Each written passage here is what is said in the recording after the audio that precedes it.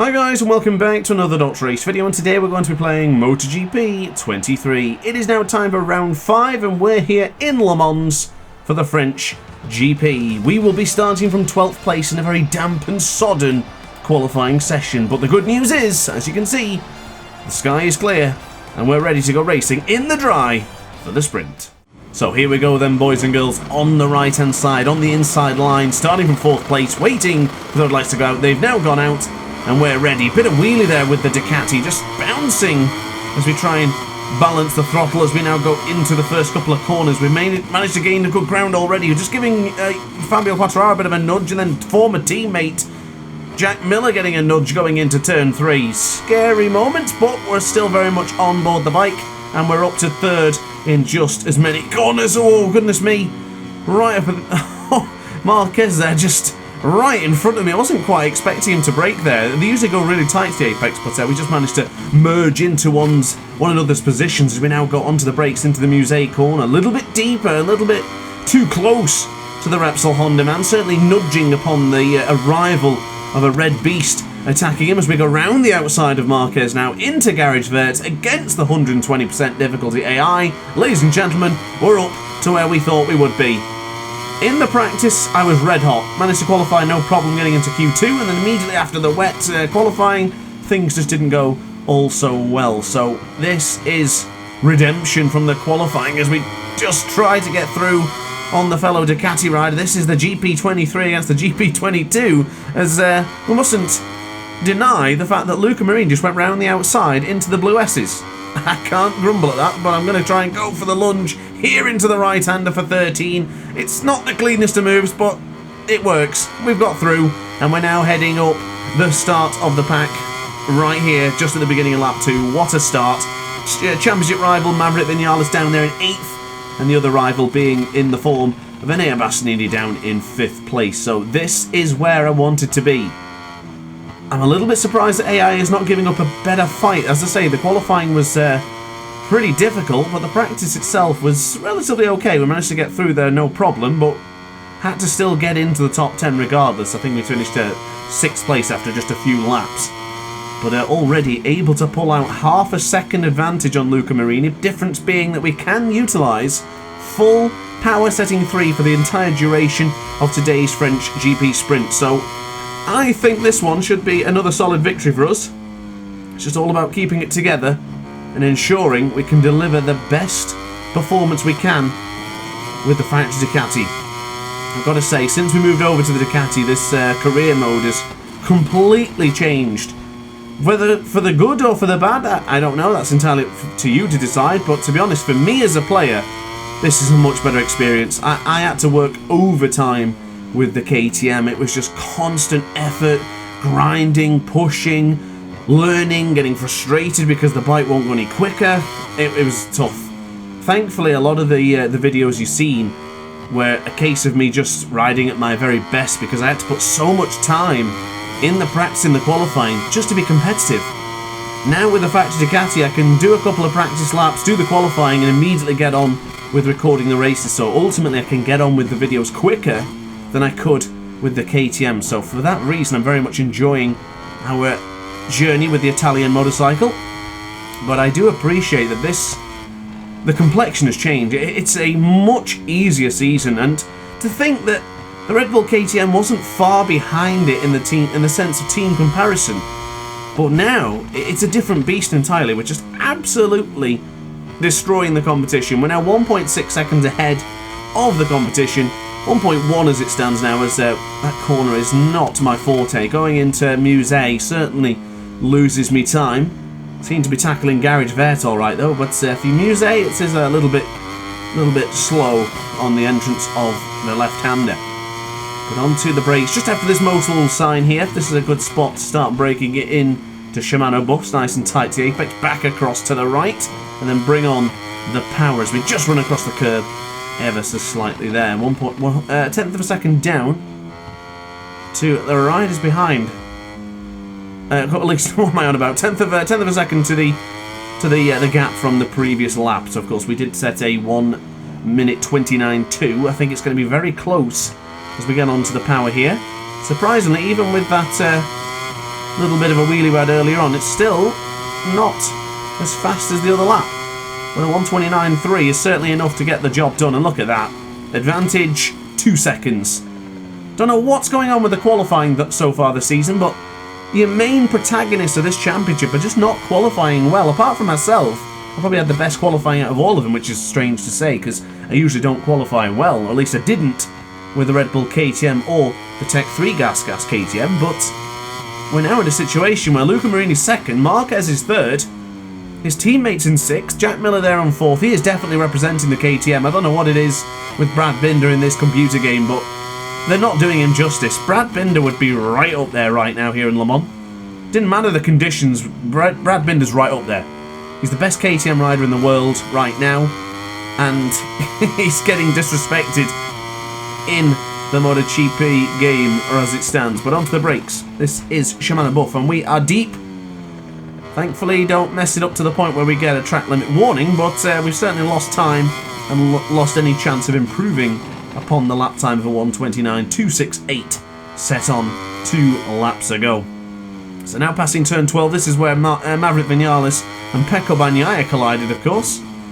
Both bumping each other into that part as they both wanted the same piece of tarmac. Very much similar to what the incident in Portimao was, to be quite honest, with both riders just wanting that same piece of tarmac, wanting to push, not wanting to give up their position and lose out to their rivals. Of course, there's a certain rivalry between Pecco Bagnaia and Marc Marquez, and I think there always has been since the Portimao victory when Pecco Bagnaia won his first race after beating one of the best riders in the game, Marc Marquez. And yeah, I think ever since then there's always been a slight one-upsmanship between them. Not maybe from Pecco in the sense of visible talking, verbal stuff, but more so on the track. I think being the factory Ducati rider, the man who's won 2 world championships in a row, I think there's definitely something when you see someone like Marquez who's coming behind you having a lunge. You kind of have to stand your ground and try and show them that you won't be bullied by this person. At least that's the impression I get, and I think that's the same with any rider. If there's a hierarchy there where riders will try and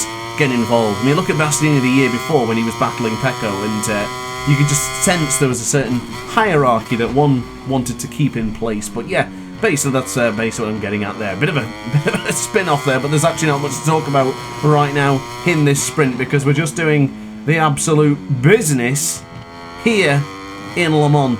Almost had a track limit warning there. I've done quite well actually for not getting a track limit warning here. I guess with us not pushing so much to the point where I have to basically be on the limit every single lap, I think we're able to just ride normally and enjoy the experience. The craziest part I'm thinking here is that I actually had a better time with Power Setting 3 around this track than I did with Power Setting 2. Now I know what you're thinking regarding the in the sense of what is speed, but more so precision and control. With Power Setting 3 now I've changed the bike over. And there's my track limit warning. I obviously wasn't behaving after all. But with the recent test, I noticed that Power Setting 3 felt a little bit more natural than Power Setting 2 did. I feel like I have to go really aggressive on Power Setting 2 to keep up, where Power Setting 3, it's even more gentle with the throttle. If that makes sense. I want to try and explain that in the right way, so it's not just a case of I open the throttle, bike goes faster. No, that's not what I mean. Is I have to balance it and be more gentle with the power now, where it didn't seem that way earlier on. That's basically what I'm trying to get at. But we seem to have nailed it here in Le Mans, as it's a quick recap of the top 8. Luca Marini still very much occupying second place, with Marquez in third, Jack Miller fourth, former teammate of mine, and then my current teammate in fifth, with Enea Bastianini, Joan Mir sixth, Quattraro seventh, and Maverick Vinales, the man who temporarily led the championship standings after Argentina, is currently 27 points down. Good job for Maverick, by the way, at the weekend in Portimao. I did call it in the Portuguese GP predictions video. I said he'd have a good race. I didn't say he'd win, but I said he'd be right up there. And to be honest, if I know we don't really deal with if, what's, buts and maybes, but you got to say, if the problem with Pecco hadn't occurred into turn 1, then we wouldn't have been looking at a Maverick Vinales sprint victory. But all we care about is what's actually happened, and that is exactly what happened. Maverick Vinales is a sprint winner for the first time in MotoGP history, and for the first time with the Aprilia. Now the interesting part there is that because MotoGP don't actually recognise the sprint as a race, technically Maverick Vinales has not won a race for 3 different manufacturers. He's won 2 different races with different manufacturers and only won 1 sprint with 1 manufacturer. So a little bit misleading there, of course, but you get the point. So onto the power then, as we now go onto the right-hand side. This is the last time we'll be tackling Garage Vet for this particular sprint. I do have a feeling that when we change over to Power Steering 2 for the race, I think it is going to be a lot more competitive. So do not lose faith. We're going to have another good race in just a moment's time. I just noticed all those 0-1s I keep getting in the lap times. I don't know what it is, but that just keeps happening to me. It seems to be every single race I always end a lap with something 0-1. Seems to always be the case, but this is the final lap and we are 0.2 of a second dropping off the pace compared to the best lap time set earlier on. So it should mean every single lap was in the 1:29. Solid consistency for the man on a charge, leading the championship, extending the championship lead. Big wheelie for the aces on board the factory Ducati. So confirmation of the sprint results on your screen. Another last lap taken away from me from Fabio Quartararo. Those are your point scoring finishes, and Maverick did not even score a point to Taka. What's Taka doing last? What happened there, pal? Not like that. But championship standings, quick recap before we move on to the race. Joan Mir up to the 3rd place in the championship, 29 points clear from Maverick Vinales. Well, I hope that sprint race whets your appetite for this one, because it's now time to go racing. Sunling looks a bit shinier out here right now. Oh, a little bit late on the start there, starting from 4th row. Jack Miller looks to have got a good start, and Air Bastianini as well. He'll try and get up on through. Just trying to fix my power there. Went a little bit wobbly upon the start, but we're now on to Power Steering 2, going inside of Mir, round the outside of Maverick, up on the inside of Marini. Look at that for a start.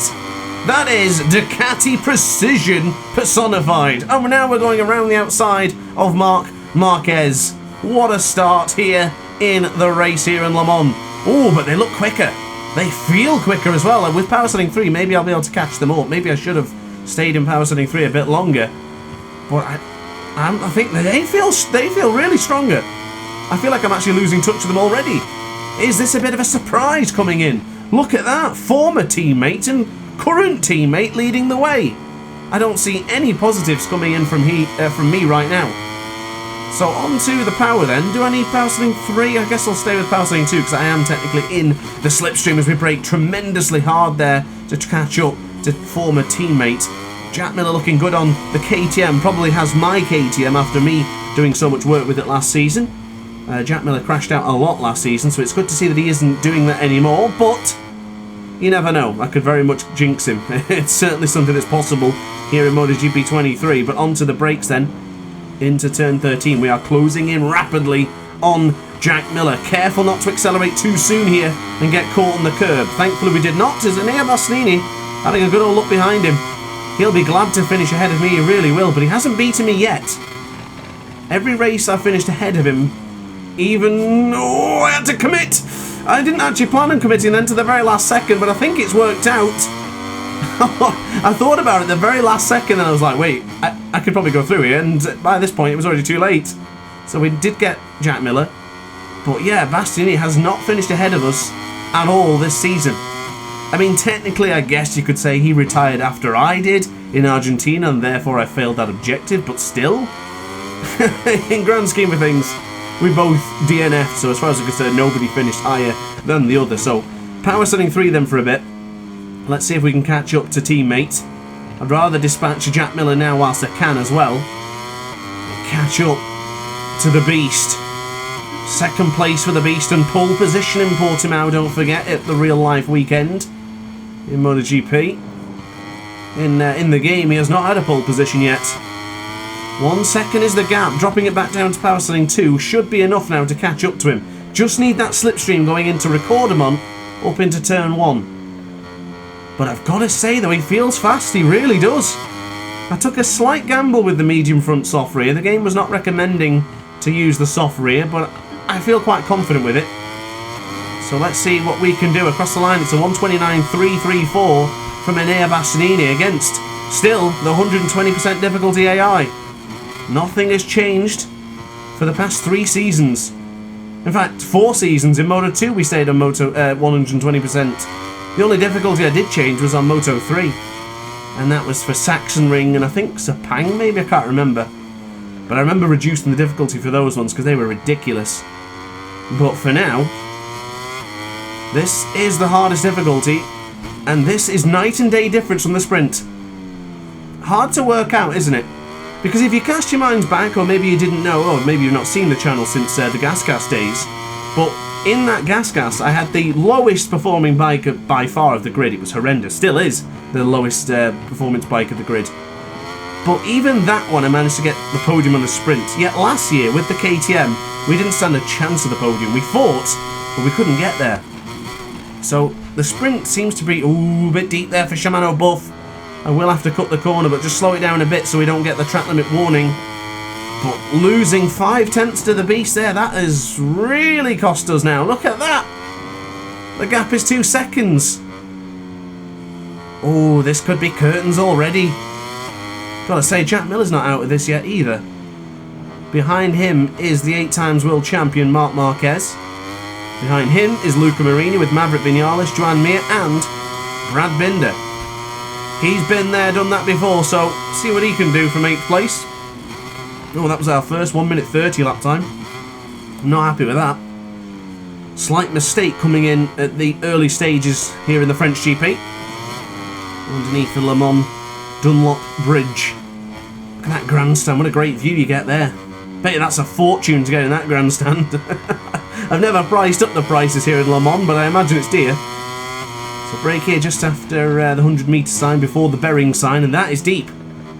Is Miller coming on through? Oh, he's close. I've seen the wing, I've seen the aerodynamics from the KTM, and they're putting the pressure on. I don't want to be beaten by Jack.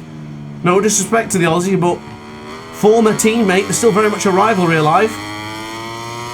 Rivalries anew, teammates of old. Let's see what we can do. Onto the brakes then for Shimano Buff. I do very much love that corner. By far the best part of Le Mans. Probably this initial Dunlop chicane and that part there for the Shimano Buff corner. By far the best part of Le Mans. Absolutely sensational. You know what, I have a love-hate relationship with this track. Sometimes I love it and sometimes I hate it. Today, I'm going to tell you proudly I'm really enjoying this track. I don't think I'm going to win the race though, so my streak of victories will come to an end here today, I think. What do we have so far? Portimao, victory, Argentina, no. And then from there, I'm going to spoil the results, so apologies. But Kota, double victory. Jerez, double victory. And then here we are today, almost a double victory, but it looks like we should be finishing around 2nd place. I just need an Air Bastianini to make a small mistake. Didn't see what tyres he chose, but I don't think he went for the soft. Only seems to be DrAce who's foolish enough to make those decisions. I do like a good tyre gamble. Certainly makes things interesting, keeps us all on our toes, doesn't it? I do this a lot for our Ace Academy Cups as well, no less. So we'll see what's going to happen. So onto the right hand side, a little bit deep there for Garage Vet, but it's quite okay. So onto the power, 1/10 of a second gained on this one, but I don't see any time gained against the beast. A factory Ducati man. You know what? It's track limit warning there. Apologies. Metaphorical slap on the wrist. I've just realised something. Now, early on this season, I was talking about the fact that changing the bike and removing engine power 10 or 9 was probably my key to making Air Bastianini slower. I don't know how true that is, but it just feels like that's what the case would be. Now we've improved the bike in that area and reduced the acceleration, which I absolutely adored. I wonder if that means Bastianini's going to get back to his old self again. Because this is prime beast that we seen last season. Remember in Qatar how damn fast he was in the sprint of the race. He was unbelievable. There's been quite a few races last season he was like this. Pecco was like that the year before. The bias to the factory Ducati in this game is unreal. But I wouldn't say it's unjust. It does make sense. It is by far the best motorcycle in Grand Prix racing today, as Jack Miller again closing in. Gotta fix it in Musée, because clearly we're losing time to the AI. I don't know if I'm just struggling there, or if it's just the AI are far superior. Still got a bit of fuel to burn here, so it might be worthwhile just to start considering using power setting 3 there if Jack gets too close. I'm in a very much a comfortable rhythm and groove now as it's getting a bit loose there into turn 10 on the left hand side. Into Shimano buff, it feels like we're just ever so slightly losing the front. Medium front tyre, I mean, it's not a bad choice. It seems to be it was a good enough option for me. I wanted to go for the soft, but I didn't think it'd last the race. I have to keep an eye on that. I'm a bit deep again into turn 13. Getting rather flustered here compared to what we did in the sprint. Across the line, it is another 129, but it's certainly nothing to get excited about. 129.901. There's those 01s again. Hopefully I can win the championship and ask Sergio to make me an 01 number. Makes sense. Ooh, very deep there after turn 3 and turn 4 respectively. Bit of a wheelie again. None of this was happening with the other bike. The Bologna boys have certainly let me down. How could they reduce the one thing I asked to keep? That acceleration, that beautiful controlled fuel delivery. As once again we go deep into the left-hander for Musée. Jack Miller gets up on the inside. We're both going all over the place here. Very scary moment with the number 43, but looks like things have calmed down ever so slightly. 47 does begat the 43, so we are 4 positions ahead excuse me, 4 numbers ahead of Jack Miller, which should equal in 4 points more as well from 20 to 16. So again, where is this sliding coming from? Are we just hitting the rear brake a bit too much? There's just a certain feeling that just doesn't feel right. Did I give my data to Enea Bastianini in the sprint? I feel like Jorge Martin right now. I gave all my data to the factory Ducatis, and they took it and ran away from it. I don't know how true that is, by the way. It's just something I have heard. But that is what happens with the Ducati boys. Oh, look at that lap time. That's a shocker. And look at that gap. 4 seconds to the man they call the Beast. Moto 2 World Champion, Moto 3 race winner, MotoGP race winner, multiple MotoGP pole positions. Oh, here comes Miller. Beautiful lunge around the outside, then back up on the in. Cleanly done from Jack, but I'll try and go for the inside here on the right. I do fear if that lunge could be it. Look at the acceleration. How did we lose all our acceleration? Oh, I'm going to go back to the garage and throw a Alicia Spargo hissy fit. I can't believe this. Oh, look at that acceleration. Yeah, they've duped me here. What's it going to be like in Mugello? We need all the acceleration for that one as we go deep there, just touching the apex just to keep us in the track limits. It's not going so swimmingly, this one, and even with power setting 3 and the slipstream, I can't seem to catch up to Jack. Closing in a bit though for Shimano Buff. I've completely blown that now though. That was a tactical track limit, wasn't it? Well, it keeps the action interesting as Jack, whoa, gives us a hit there. Steady on, Jack. Oh, now I'm off the track again.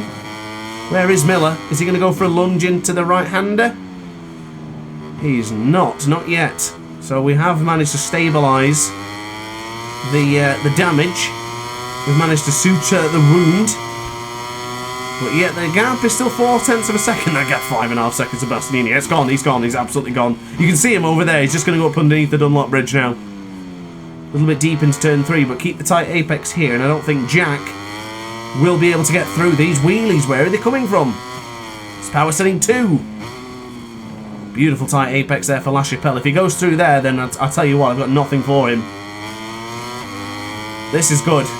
I do fear that maybe some of you clicked off too early in the sprint, because we're witnessing an excellent race here right now. Jack will come, yep, there he is, leaning on the Ducati, leaning on the inside of the KTM, and we do get back ahead and onto the brakes to secure second position. The factory Ducati 1-2 right here in the French GP, but for how much longer? Has Jack got what it takes to deter us from 4 additional points? We do have the inside line here, so we should be good. We braked a lot earlier than we did. Oh, bit of contact. Really tight to the apex. Jack has the inside line again. Oh, that could have been a crash. Oh, yes. Oh, back on the inside. Oh, not quite. I couldn't commit. I didn't have the confidence to go through there.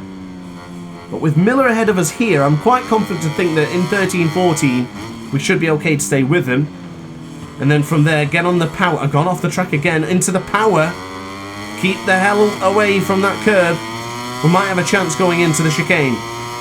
Patented Le Mans move coming in onto the right-hand side, going for that really wide line. Look at that defensive line Jack Miller took. How can I get through on that? I don't think I can, but tight to the apex, really close to picking up track limit warnings left, right and centre here. Jack Miller has found an extra couple of tenths. I tell you what, I don't think I will get past him now. The speed on that acceleration, that KTM, is marvellous. Fair play. I do miss that bike, you know, I really do. I know the Ducati's great and all, but it was excellent. It was excellent, that KTM. I really enjoyed it. But I think now the tyres are beginning to just begin to suffer. Yeah, that's it. I think that calls the end of our skirmish with former teammate Jack Miller. As I say, rivalry's reignited for the old teammates. Don't think we really had a rivalry. I guess it's not really ignited as such, but you get the point. Oh, we are closing in. Maybe I'm wrong yet. Maybe it's not over. Keep pushing. Past the Ferris wheel we'll go for the blue S's. Imagine watching the GP from that perspective. Don't know if you'd be able to stand it long enough, but you get the point. It would be pretty damn epic. Not a fan of merry-go-rounds myself and all that jazz, but yeah, you get the point as we go off-white. Ah, that's too deep. Yeah, that's cost us big time. We're not going to be able to catch him now. Oh, just got a little bit in too hot. Too much conversations about amusement parks. And there goes another 7:01 lap time. What's going on with those? Something 01 every time. Oh, good braking into turn 3. They're really getting the feel for that corner. It might not be over yet. I just feel if we don't get past him here and then into Musée, that's just definitely my worst part of this circuit as we enter and exit La Chapelle for the 11th time of today's MotoGP race. Jack Miller's graphic above his head is beginning to disappear and I have gone off the circuit. That's it. I'm afraid that is it.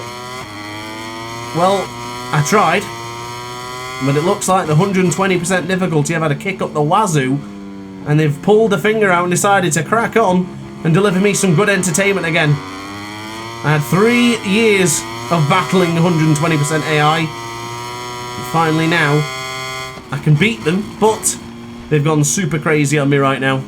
They've done the old, I'm going to pull out 8 seconds to win Bastianini style. The poor lad, I say poor lad, the bloody lad's a legend, isn't he?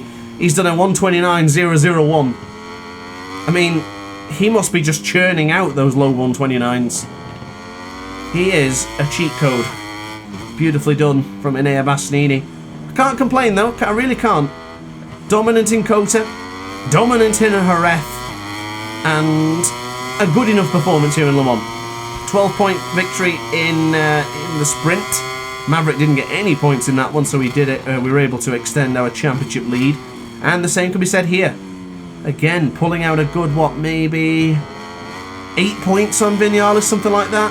It's not a lot, but it's enough to talk about the championship. So good stuff from us so far. So this is lap 12 out of 14. Just a few laps to go. And to be honest, just a few laps to hold off Marc Marquez. Correct me if I'm wrong, but that gap on the previous lap was about 1.1 seconds. The gap now is oscillating between 4 tenths, 5 tenths to 8 tenths. Very misleading because, of course, we are significantly stronger in some areas, and then the AI is in turn much stronger than we are. So we're going to have to gauge it as this one goes on. But into Shimano Buff, going into the final couple of corners, I feel we are quicker. I also feel like braking into the turn 3, turn 4 is a bit better for us too. Then turn 7 is where the AI will be stronger, so 7.5 is the gap. I'm surprised we're actually looking at the gap now for Marquez rather than Miller, but I just don't see any possibility of catching up to Miller. I'm surprised he hasn't set any fastest lap times yet. He must be right on it.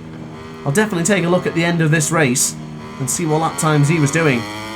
Our best came a long time ago, and now we're into the 130s. Soft tyre gamble is backfiring.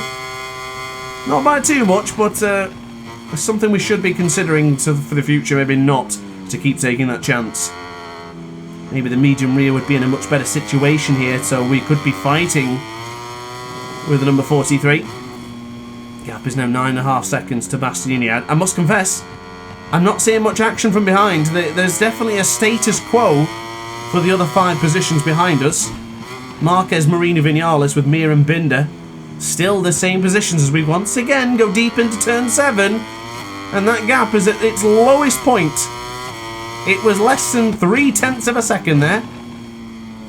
Must keep it together. Keep focusing, keep pushing, keep charging, keep working, keep going. Power setting 3, we do have a bit more fuel to use. I don't want to use too much, so we'll drop it down to 2 here. And I'll probably save it for the very same corner on the next lap. Jack Miller now has a 2-second advantage as well. We were very fortunate not to get a penalty for that, or at least a track limit warning at the very least. The smallest penalty to be issued. Half a second. I cannot lose the podium. I'm on a good streak here at the minute. I don't want to lose the podium. Got Mugello to come up next. Of course, we won there last season. So it should be a good again, but this time on the fight to Ducati. Extra pressure, of course, in Ducati's home track. And then, of course, from there, we'll have the likes of the Saxon Ring and then Assen.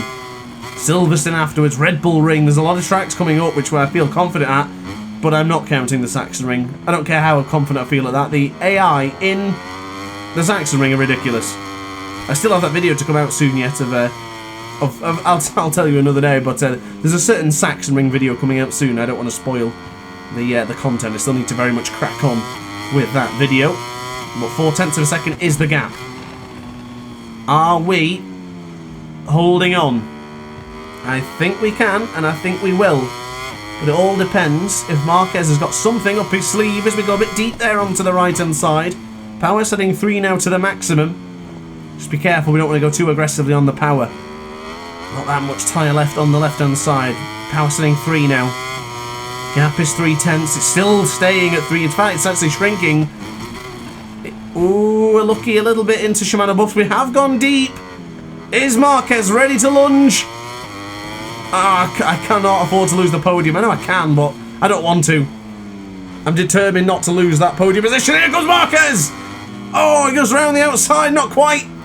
I think we might be alright to hold on, but one more lap and this is his. Onto the brakes, into the tyre apex, sliding the rear into turn 13. Keep it in, keep it in, keep it in. Get on the power. Oh, not on the curb. Do we get a... I think we're alright, we're alright. Marquez was on a charge. Well, that was an interesting one. I actually set an identical lap time to Jack Miller, but Enea Bastianini is your winner. He takes 25 points. Any surprises down there? Yeah. Paul Espargaro taking the fastest lap with Jorge Martin in 14th. That is a big surprise.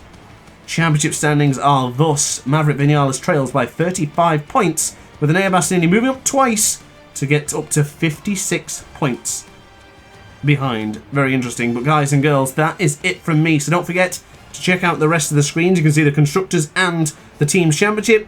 But upon that note, that is it from me. So guys, thanks for watching. Don't forget to like, comment and subscribe, and I'll see you in tomorrow's video. Ciao for now.